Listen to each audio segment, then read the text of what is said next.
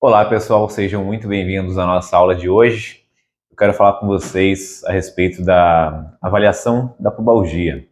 Pubalgia é uma lesão comum em alguns esportes, especialmente esportes que envolvem mudança de direção, como o futebol, envolvem movimentos repetitivos, como o próprio futebol a partir do chute. A corrida também acaba ocorrendo de uma maneira um pouco elevada aqui no Brasil. E alguns esportes fora do Brasil, como o hóquei de gelo, também é um esporte com uma alta incidência de lesões do pubis. Eu resolvi fazer essa aula devido à boa repercussão que uma aula anterior que eu já postei aqui no canal teve, e também uma outra aula falando um pouco mais da correlação entre pubalgia e lesões de impacto femoroacetabular, as lesões do quadril.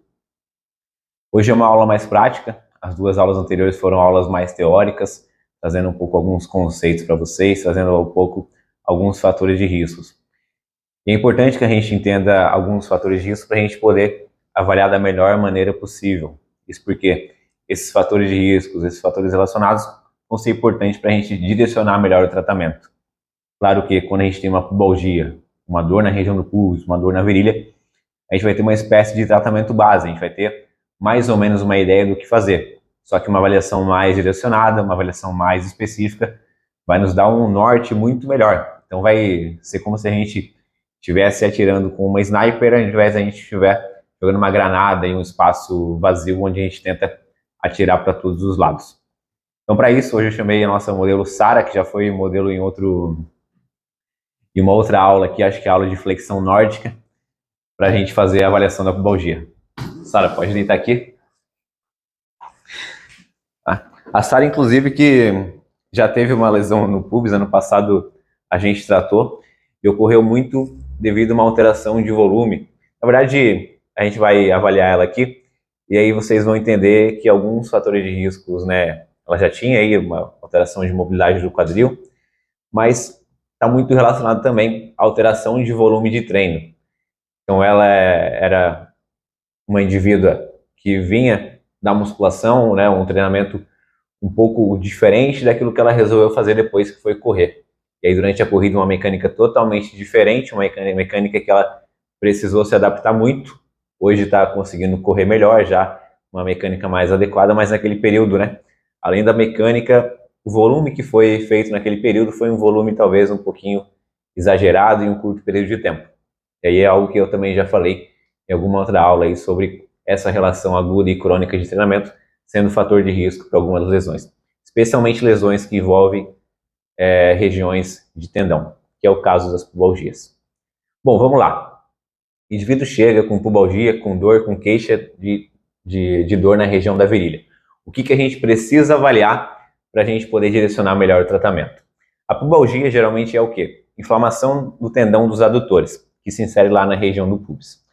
Se é uma inflamação no tendão dos adutores, a gente já imagina que o grupo dos adutores ele está um pouco mais sobrecarregado, ele está um pouco mais rígido e também provavelmente esse músculo está um pouco mais fraco. Ele vai ter dor talvez para fazer contração desse grupo muscular. Existem outros fatores de riscos, né, coisas que a gente já falou em outras aulas, que são o quê? Diminuição de mobilidade do quadril, fraqueza dos músculos abdominais, dos músculos lombopélvicos, né, região do glúteo e de core, e uma sobrecarga considerável aí, fraqueza, né, dos músculos adutores de quadril. A partir disso, é importante que a gente avalie esses componentes para poder direcionar melhor o tratamento, para ver que tipo de componente está mais alterado nesse indivíduo, e assim a gente poder seguir aquele tratamento de forma mais sniper, né, de forma mais específica para esse indivíduo. Então vamos imaginar aqui, né, um caso hipotético que ela tem uma dor no quadril direito, e a gente vai agora avaliar pensando nisso. Primeira coisa é a palpação, né? A gente vai palpando as regiões, verificando se tem dor em algum movimento a palpação. Aqui ela está simulando bem, ela está simulando uma dor na região do pubis, né? Fazendo uma retração, uma flexão aqui do quadril a partir do momento que eu palpo, que vai ser comum em alguns indivíduos quando a gente palpa próximo do tendão dos adutores. Além de palpar o tendão dos adutores, é importante que a gente palpe todo o grupo dos adutores, né? E aí, geralmente, a gente encontra o que aqui? A gente encontra alguns pontos mais sobrecarregados, alguns pontos de contratura. Isso acaba sendo comum. Além da palpação, testar mobilidade desse indivíduo. Então, mobilidade de flexão, mobilidade das rotações do quadril que às vezes estão limitadas. Vamos lá. A gente já falou em uma outra aula que existe uma relação alta entre pubalgia e lesões de quadril, lesões de impacto femoroacetabular. Logo, né, se esse quadril está mais limitado, principalmente em movimentos de flexão e de rotação, vai ter um pouco de sobrecarga na região do pubis. Então, avaliar esses componentes é extremamente importante, né? Tanto aqui nessa posição, né, decúbito dorsal, de barriga para cima, quanto depois em decúbito ventral, que dá para a gente fazer um teste para a gente comparar as rotações internas do quadril. Então, a gente já verificou aqui palpação, talvez tenha um pouco de sobrecarga, a gente verifica dor, a palpação nessa região. Vamos testar agora como que está a força dos músculos lombopélvicos, como que está a força, a resistência desse grupo muscular. E aí tem um teste simples, que é o quê? Unilateral Hip Bridge Endurance Test, ou seja, teste de resistência de ponte unilateral. Como que a gente faz? Sara, dobra as duas pernas aqui, né? A gente deixa os dois joelhos aí mais ou menos em 90 graus. Sara, você vai cruzar os braços, então a gente vai deixar os braços não estando apoiado na maca ou no chão. Vou tirar o travesseiro aqui para ela não flexionar muito a cervical quando subir. Sara, você vai subir o quadril, depois de subir o quadril você vai estender uma das pernas. E aí você vai resistir o maior tempo possível na posição. Vamos lá. Subiu, esticou uma das pernas. Estica bem. Ó, a gente vai deixar as duas coxas paralelas, estica bem o joelho, segura, segura, segura. O que a gente testa aqui?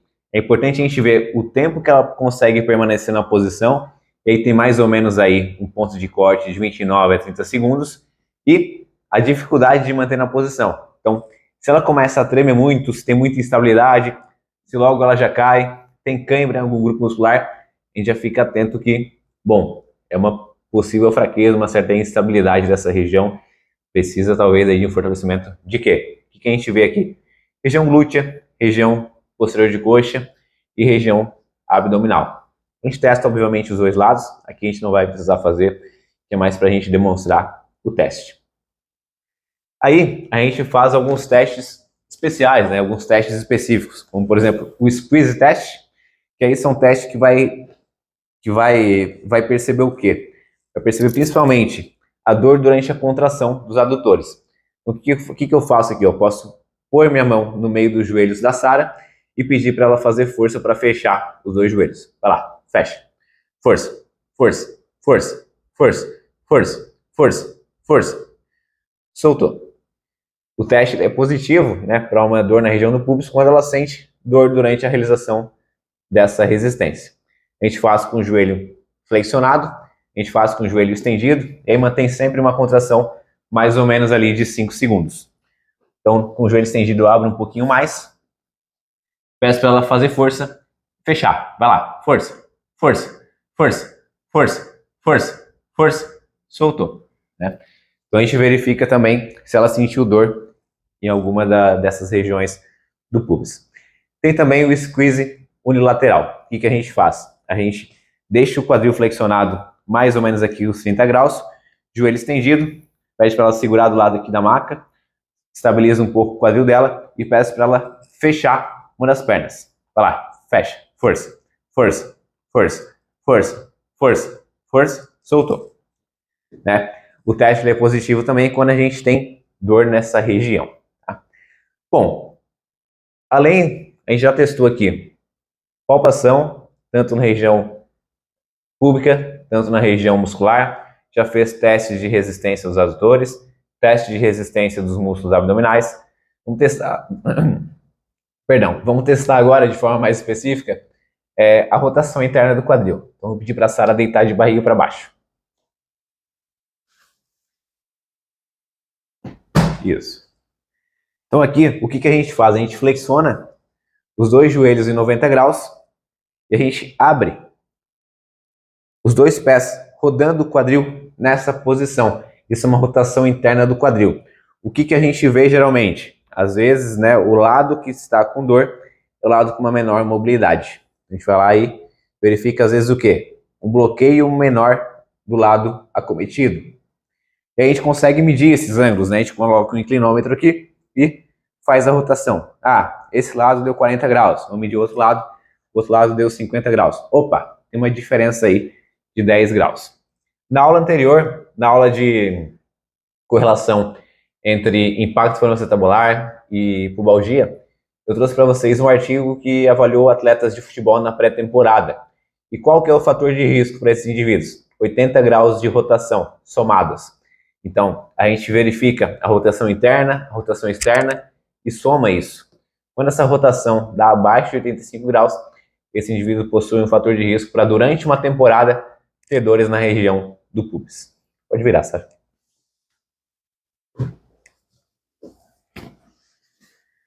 Um ponto importante, eu estava aqui falando, até lembrei de um caso um pouco antigo, quando eu cheguei num clube de futebol. Tinha um atleta tratando já em fase de transição uma pubalgia, um atleta lateral direito na época. Ele estava na fase de transição e ele voltou para nós um dia, eu estava uma semana, uns 10 dias nesse clube, se queixando um pouco de dor, de um incômodo na região do pubis, que muitas vezes é comum, mesmo na fase de transição, na fase de retorno ao esporte, até gerar uma adaptação nesse indivíduo. E aí, vamos lá, né? A gente foi lá, testou alguns movimentos, fiz o squeeze teste aqui nele, pedi para ele resistir e era quase ausente de força. Eu olhei, falei para ele, olha, do jeito que está aqui, muito provavelmente, se você não sentir dor agora durante a transição, durante os treinos você vai sentir dor. Você está muito fraco, você não consegue fazer uma contração efetiva da parte adutora.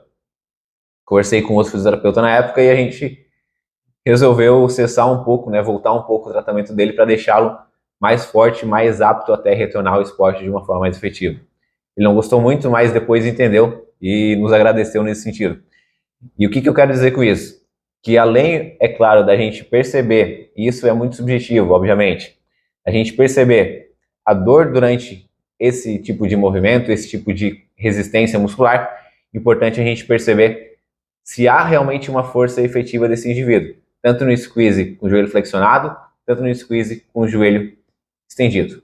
Bom, uma das formas, né, e muitas vezes é um critério para alta, é a gente poder quantificar essa força dos músculos do quadril. Então, seja com isocinético, seja com dinamômetro manual, são formas de a gente poder quantificar e sair um pouco da subjetividade. O que acontece? Quando a gente tem, por exemplo, uma diferença de força entre os músculos abdutores e os adutores de quadril, a gente tem também um fator de risco para lesões no pubis.